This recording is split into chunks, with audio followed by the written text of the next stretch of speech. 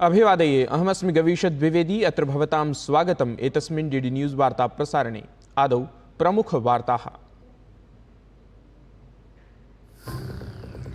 प्रधानमन्त्री नरेन्द्र मोदी गुजरात राज्यस्य एकता नगरे अद्य 80,200 कोटिरूप्यकाणां विकासपरियोजनाः उपायनीकुर्यात्।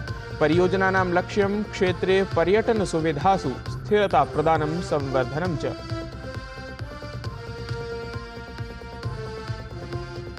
झारखंड राज्यस्य प्रथमचरणे प्रत्याशिनां नामानि प्रतिस्वीकरणपरम् अद्य अन्तिमं दिनम्। तत्रैव महाराष्ट्रराज्ये 88,200 विधानसभा क्षेत्रेभ्यः प्रविष्टानां नामाङ्कनपत्राणां भवेत् अन्वीक्षणम्। सऊदी अरब देशे पीयूष गोयलः फ्यूचर इन्वेस्टमेंट इनिशिएटिव इत्येतस्य 8म संस्करणे कुर्यात् सहभागिताम्। भारतीय प्रवासिनः अपि असौ सम्मिलेत्।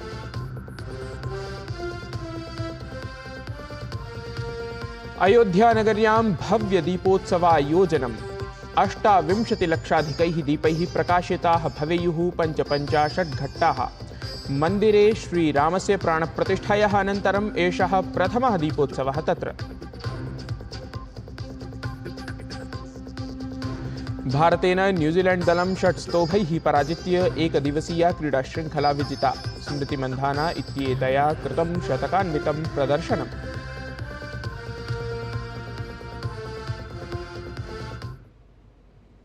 अथ वार्ताः विस्तरेण। प्रधानमन्त्री नरेन्द्र मोदी अद्य द्विदिनात्मिकीं यात्राम् उद्दिश्य गुजरात राज्यं गच्छेत्। तत्र केवडियास्थलस्य एकता नगरे असौ 80,200 कोटितः अपि अधिकमुद्रायाः विभिन्नानां विकासपरियोजनानाम् उद्घाटनं शिलान्यासं च कुर्यात्। सममेव प्रधानमन्त्री अद्य सायं तत्रैव आयोज्यमानस्य 99तमस्य कॉमन फाउंडेशन कोर्स इत्येतस्य अधिकारिप्रशिक्षून् अपि सम्बोधयेत्। ऐषमः कार्यक्रमस्य विषयः अस्ति आत्मनिर्भर विकसित भारताय प्रारूपम् इति। अत्र कार्यक्रमे भारतस्य 16 अथ भूटान देशस्य 3 प्राशासनिकसेवानां 53,600 प्रशिक्षुधिकारिणः सम्मिलिताः भवन्ति।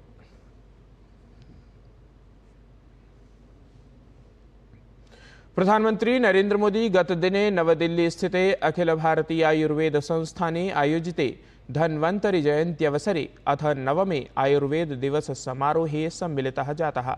अत्रावसरे प्रधानमन्त्री 800,12 कोटितः अपि अधिकमूल्यवतां स्वास्थ्य परियोजनानां शुभारम्भं शिलान्यासं च कृतवान्। एतासां परियोजनानां निर्माणेन देशे स्वास्थ्य संस्थानानां क्षमता विस्तारः भविष्यति अथ जनाः सुष्ठु चिकित्सासेवाः प्राप्स्यन्ति।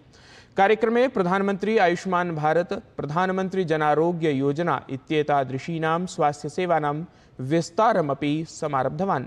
एतस्मिन् अवसरे प्रधानमन्त्री उक्तवान् यत् स्वीये तृतीये कार्यकाले आयुष्मान योजना इत्येतदर्थं कृताः संकल्पाः मया प्रपूरिताः सन्ति इति। अपने राजनीतिक स्वार्थ के लिए अपने ही राज्य के बीमार लोगों के साथ जुल्म करने की वृत्ति, ये प्रवृत्ति मानवता की दृष्टि से किसी भी तराजू पर खरी नहीं उतरती है। और इसलिए मैं पश्चिम बंगाल के बुजुर्गों की माफी मांगता हूं, मैं दिल्ली के बुजुर्गों की माफी मांगता हूं। देशवासियों की तो सेवा कर पा रहा हूं, लेकिन राजनीतिक स्वार्थ की वृत्ति की दीवारें मुझे दिल्ली के बुजुर्गों की सेवा करने से रोक रही है, पश्चिम बंगाल के बुजुर्गों की सेवा करने से रोक रही है। कार्यक्रमं सम्बोधयन् प्रधानमन्त्री आयुर्वेद वर्धन दिशि उत्थापितान् पदक्रमान् अपि वर्णितवान्। अथ उक्तवान् यत् सार्धैकशताधिकदेशेषु आयुर्वेद दिवसायोजनं द्योतयति यत् नवं भारतं स्वीय प्राचीनानुभवं समाश्रित्य जगति महायोगदानं कर्तुं शक्नोति। 500 साल बाद ऐसा अवसर आया है जब अयोध्या में रामलला की जन्मभूमि पर बने उनके मंदिर में भी हजारों दीप जलाए जाएंगे। एक अद्भुत उत्सव होगा।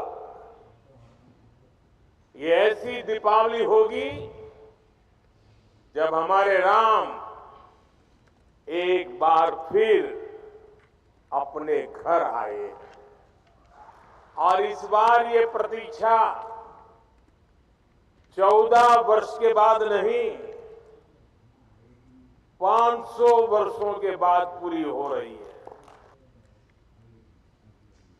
कार्यक्रमावधौ प्रधानमंत्री नरेंद्र मोदी नवदिल्ली स्थिते अखिल भारतीय आयुर्वेद संस्थाने एकां प्रदर्शनीम् अपि अवलोकितवान् आसीत्।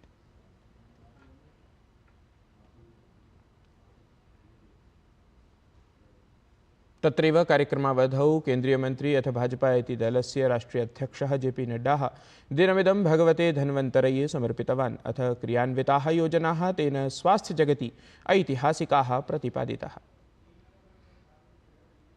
प्रधानमंत्री जी ने यह दिवस स्वस्थ सेवाओं को और इंफ्रास्ट्रक्चर को स्वास्थ्य के उसके लिए समर्पित किया है कि यह शुभ दिन है, प्रासंगिक है और ऐतिहासिक दिन है।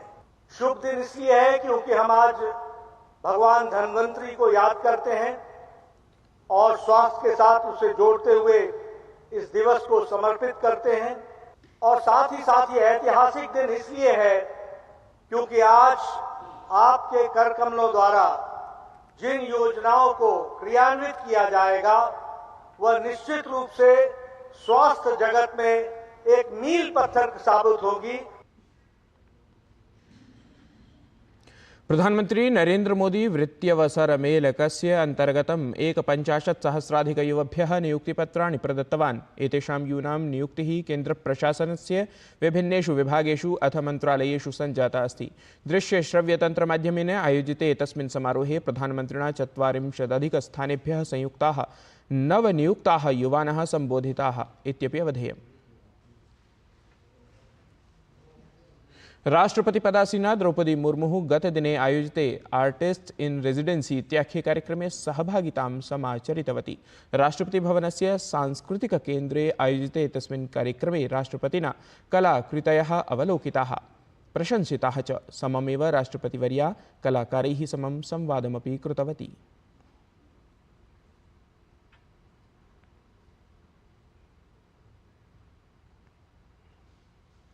रक्षामंत्री राजनाथ सिंहः द्विदिनात्मिकीं यात्रामुद्दिश्य अरुणाचलप्रदेशस्य तवांग स्थलं गच्छेत्। अत्रान्तरे असौ अरुणाचलप्रदेशस्य मुख्यमन्त्रिणः पेमा खांडू इत्येतस्य उपस्थित्यां भारतीयवायुसेना उत्तराखण्डयुद्धस्मारक चतुश्चक्रिका यात्रायाः उद्घाटनसमारोहे अपि सम्मिलितः भवेत्।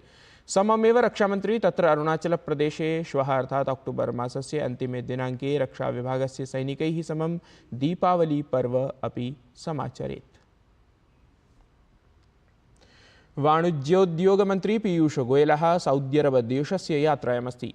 तत्र हि असौ रियाद् स्थले आयोज्यमानस्य फ्यूचर इन्वेस्टमेंट इनिशिएटिव FII इत्येतस्य मञ्चस्य 8मे संस्करणे सहभागितां समाचरेत्। एषः प्रमुखः मञ्चः वैश्विकनेतॄन्, निवेशकान् अथ नवप्रवर्तकान् एकत्र समानयति। पीयूषगोयलः तत्र रियाद् इत्यत्र निवसद्भिः भारतीयप्रवासिभिः सह मेलनमपि कुर्यात्। एतदतिरिच्य पीयूषगोयलः तत्र भारतीयदूतावासे एक जिला एक उत्पाद ODOP वॉल इत्येतस्य उद्घाटनं करिष्यति। अवधेयं यत् पीयूषगोयलस्य एषा सौदी अरब देशस्य यात्रा आर्थिक सांस्कृतिक सामुदायिक सम्बन्धान् सुदृढयितुं भारतस्य प्रतिबद्धतां प्रकटयति। झारखंड राज्ये आयोजयिष्यमाणं निर्वाचनमुद्दिश्य प्रमुखतया भाजपेति दलम् अथ महागठबंधन इति संयुतिदलं निर्वाचने स्पर्धेते। भाजपेति दलं विकासयोजनाधारेण जनता समर्थनम् अभियाचते। तत्रैव महागठबंधन इति संयुतिः भाजपेति दलस्य नीतीनां विरोधं करोति। दलद्वयेन अपि निज निज दलपक्षे मतदातॄन् आकृष्टुं प्रयत्यते। तावत् झारखंड राज्ये नामाङ्कनकार्यं प्रपूरितं गतम्। अद्य प्रथमचरणेन सम्बद्धानां प्रत्याशिनां नाम प्रत्यावर्तनस्य अन्तिमदिनाङ्कः अस्ति। तत्रैव द्वितीयचरणस्य नामाङ्कनपत्राणां परीक्षणम् अपि भवेत्। ध्येयं यत् झारखण्डराज्यस्य 81 विधानसभासनेषु चरणद्वये नवम्बर् मासस्य 13 दिनाङ्कयोः मतदानं भविष्यति। तदनु निर्वाचनपरिणामाः नवम्बर् मासस्य 23 दिनाङ्के घोषयिष्यन्ते। महाराष्ट्रराज्ये मुम्बादेवी विधानसभाक्षेत्रतः शिवसेनादलस्य प्रत्याशिनी शाइना एनसी इत्येषा ह्यः नामाङ्कनपूरणात् प्राक् मुम्बादेवी मन्दिरे दर्शनम् अकरोत्। सा विश्वासं प्रकटितवती यत् मुम्बै महानगरं पुनरेकवारं प्रशासननिर्माणाय अवसरं प्रदद्यात् इति। उपमुख्यमंत्री देवेंद्र फडणवीस इत्येषः पुनरेकवारं महाराष्ट्रे महायुति प्रशासनस्य संघटनपरां वार्ताम् अकरोत्। महाराष्ट्रनिर्वाचने नामाङ्कनप्रपूरणस्य अन्तिमे दिवसे असौ कथितवान् यत् भाजपा प्रत्याशिनः बहुमतेन विजिताः भवेयुः इति।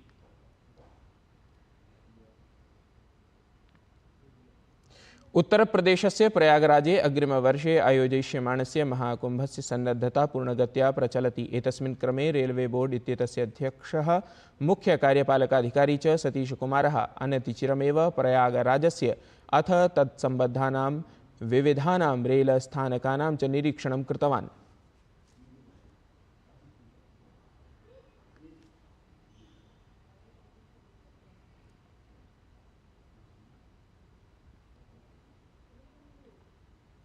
श्रीरामस्य नगर्याम् अयोध्यानगर्यां दीपोत्सवस्य भव्यायोजनं प्रवर्तमानमस्ति। तत्र अयोध्यायां मन्दिरस्य प्राणप्रतिष्ठायाः अनन्तरम् आगतं प्रथमं दीपावलीपर्व विविधदृशा माहात्म्यम् आदत्ते। प्रायः 500 वर्षाणाम् अनन्तरं राममन्दिरं प्रायः लक्षाधिकदीपैः सुसज्जितं भवेत्। समग्रायाम् अयोध्यानगर्यां च 30 लक्षाधिकाः दीपाः प्रज्वाल्य कीर्तिमानम् अङ्कयिष्यते। दीपोत्सवावसरे अनेकानि भव्यानि दिव्यानि च आयोजनानि तत्र आयोज्यमानानि सन्ति। लेजर शो, प्रोजेक्शन मैपिंग इत्येतयोः प्रयोगद्वारा अथ विस्फोटकक्रीडनकादिभिः अपि दीपावलीपर्वणि देदीप्यमाना भवेत् अयोध्यानगरी। ऐषमः दीपोत्सवे जनतायां विशेषरूपेण भक्तेषु उत्साहः उल्लासः च अनेकगुणितः दृश्यमानः अस्ति। बांग्लादेशस्य मध्यावधिकप्रशासने विधिप्रकरणेषु परामर्शदाता आसिफ नजरुल इत्यसौ उक्तवान् यत् निर्वाचनायोगस्य स्थापनायै एका अन्वीक्षणसमितिः संघटिता अस्ति। असौ उक्तवान् यत् अग्रिमनिर्वाचनस्य आयोजनाय मध्यावधिप्रशासनस्य निर्वाचनयात्रा समारब्धा अस्ति। एतत् हि असाधारणं निर्वाचनं भवेत् अथ एतदर्थं मतदातॄणां सूचिः अद्यतनीकरिष्यते।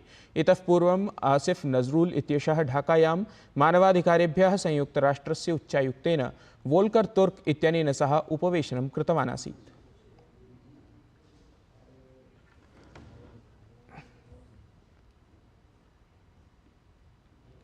एतत् हि वार्ता संस्करणम् अधुना सम्पद्यते। तत्र भवद्भ्यः संस्कृतदर्शकेभ्यः दीपोत्सवविषये शुभकामनाः प्रयच्छन्तः अभिनववार्ताभिः सह श्वः पुनः उपस्थास्यामः। तावत् मङ्गलं भूयात्।